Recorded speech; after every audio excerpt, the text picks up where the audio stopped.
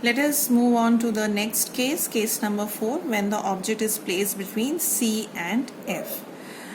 I will now choose a standard ray which passes through C, and whenever a ray passes through C, it retraces its own path because the ray that passes through C acts as normal. So it will be an example of normal incidence. So let me draw the first ray. So this is the first ray which I took, the ray that passes through C and retraces its own path. Now I'll take the second ray. Let me take the one that falls at P, and then the principal axis acts as normal. So let's see what happens now.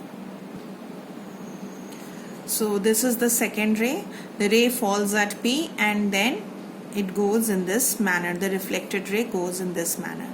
So now you can very well notice that this is the point of intersection of these two reflected rays.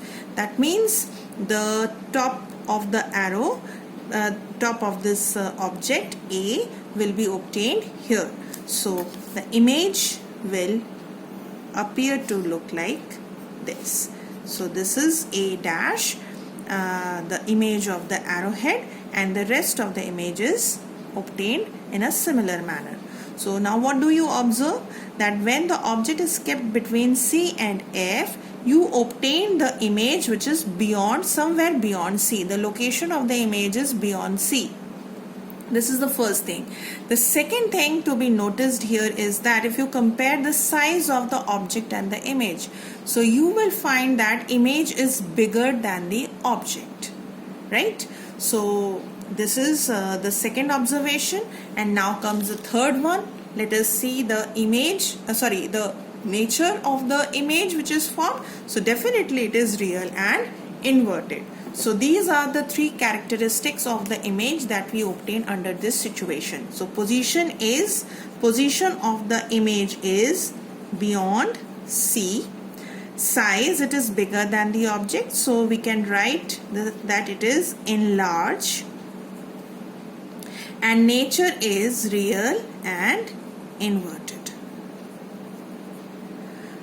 Okay, so this was case number 4. Now next will be what? Definitely I will now shift the object a little more closer to the mirror. So the next point where we will keep the object is at F. So now we'll shift the object at F and observe what kind of image is obtained. So let me take a ray over here which goes parallel to the principal axis in the next case, which is case number 5, when the object is placed at F, as you can see clearly. So if I draw a ray that goes parallel to the principal axis, that means it will pass through focus in this way, right? So if I take another ray which falls on P, then it will go in this manner. So what do you observe now?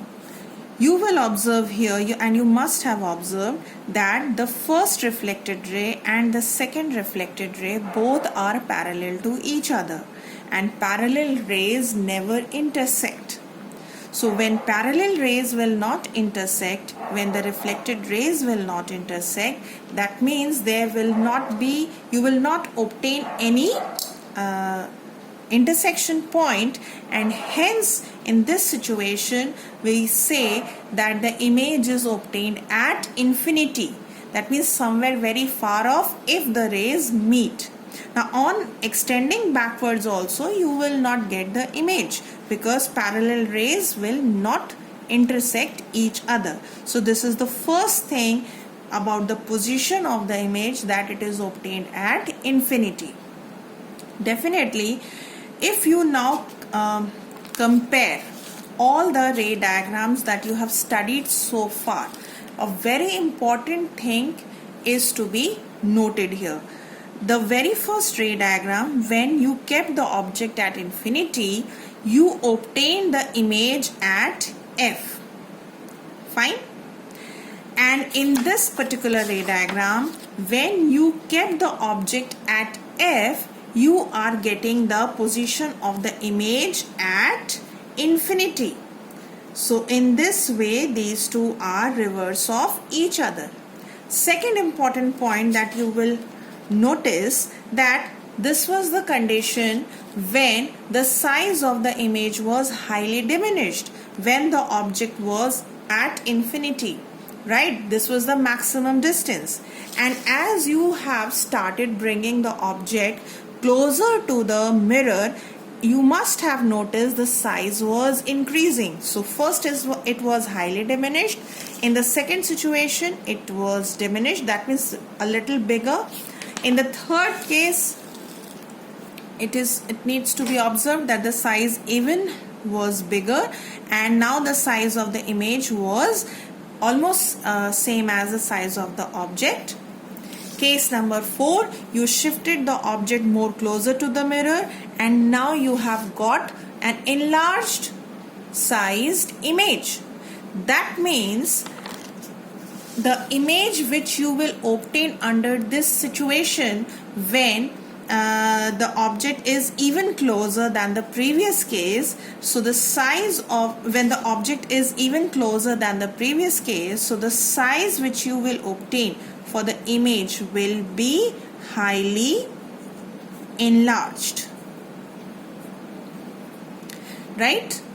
And definitely the nature will be, if you obtain the object somewhere at if you obtain the image somewhere at infinity, means that the nature of the image so obtained will definitely be real, and it is going to be inverted.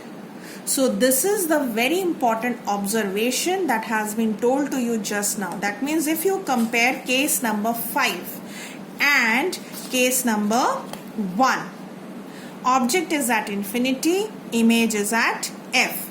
In this situation, object is at F, image is at infinity.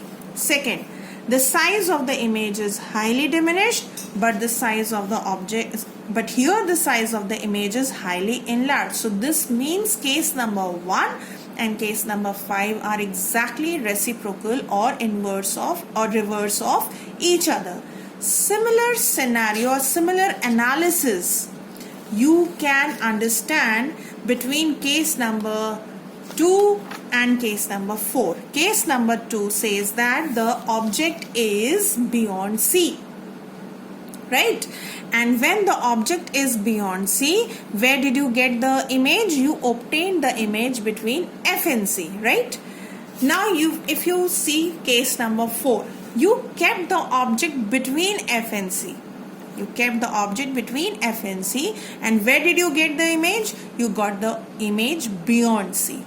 This is the first thing that needs to be noted. Both the situations are opposite. Here the size of the image was smaller than the object. That means the size of the image is diminished. On the other hand, in case number 4, the size of the image is bigger than the object. So this makes case number 2 and case number 4 again reverse of each other, right? There is one more analysis that needs to be done. And what is that? Object was at infinity, image was obtained at F. You brought object closer, you put the object beyond C, image has shifted away from the mirror. That means it is now formed beyond F.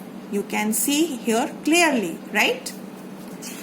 Third case, you kept the object even more closer. That means now you have put the object at C, and now the image is obtained a little more beyond the previous situation. That means now the image shifted farther away from the mirror. It is now obtained at C. Case number 4, you have brought the object at between C and F. The image has gone beyond C, even farther away, and the size is growing. This also needs to be kept in your mind. And in the current situation, what happens? Image is formed at infinity when you have placed the object even closer to the mirror, that is at F. So these are the two important things to be noted here, that you shift. First is that if you shift the object closer to the mirror, the image goes away from the mirror. Secondly, the more the closer the object to the mirror is, the greater is the size of the image. So these two important things that you must remember. Now comes the last case for a concave mirror, and now in this situation what will you observe? You will observe that the object is put even closer to the mirror. That means it is now placed between F and P. So let's see what happens here. So we will again take two standard ray diagrams and we'll see where is the location of the image. So here I took these two rays, one which is going parallel to the principal axis and then it passes through focus, and the second one is the one which is passing through C, and therefore due to normal incidence it retraces its own path. Now what do you observe? You must have noted here that these two rays are now diverging away from each other. Instead, in the previous cases, except for this one, in all the previous cases, the rays were actually just meeting at a certain point. They were converging. But here what happens, the concave mirror, which is known as a converging mirror, shows a diverging behavior. It is now diverging the rays away from, it is now diverging the two reflected rays. So that simply means if there will be a human eye placed here, it will now do what? It will trace the path of the reflected ray backwards, as it was many a times told to you that human eye perceives along a straight line. So it will trace the path of the reflected ray backwards, and wherever these two rays will intersect each other, there you will get the location of the image. So if I extend the two rays behind the mirror in this way, definitely with dotted line, because there is no actual intersection is taking place. We are assuming that the rays are coming from somewhere behind the mirror. So make sure, children, when you also practice, that you do the extrapolation of the rays with dotted lines. So what do you get? You get to see that the rays are intersecting each other over here. So this is the position where you will get the image of the arrowhead A. So let me name this A dash. And similar way, when the entire object will be, the rays from the object will be traced backwards, you will get the image in this way. And since it is a virtual image, so this also needs to be in dotted line.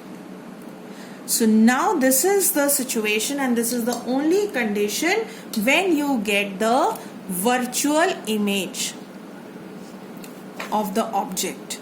In rest of the cases, you have seen that you obtained a real image.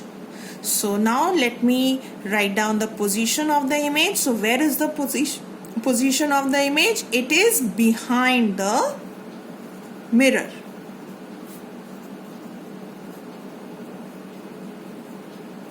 Size definitely is bigger than the object, so it is enlarged. And nature is virtual and erect. Right? So this is the only condition when the light rays do not converge after reflection from a concave mirror, but in rest of the situation they converge and we obtain real and inverted image, and in this situation we obtain a virtual and erect image. In the beginning of the discussion of the ray diagrams, I have told you one important use of the concave mirror. I told you that concave mirror is used by doctors or dentists to see the small part of our teeth, as well as it is used as shaving mirror to see tiny hair on our face. So this is the application, that means this is where we use the concave mirror, because when we keep the shaving mirror closer to our face, basically the face, which is acting as an object, is placed between focus and pole, and we get the enlarged view of the image, which is our hair on the face. Similarly, the dentist, when they see the image of the teeth, then they also keep the mirror very close to our teeth. That means they place the mirror very close to teeth. It means that the teeth, which is the object, is placed between pole and focus of the mirror, and we get the enlarged view of the object. That means doctor can see the small part of the teeth also in an enlarged view. So this is the application of the concave mirror. While this particular situation where we get parallel beam of light, this is used for the searchlights or vehicle headlights. This is the scenario obtained there. So there the bulb is kept at focus of the concave mirror, so that we get a parallel beam of light.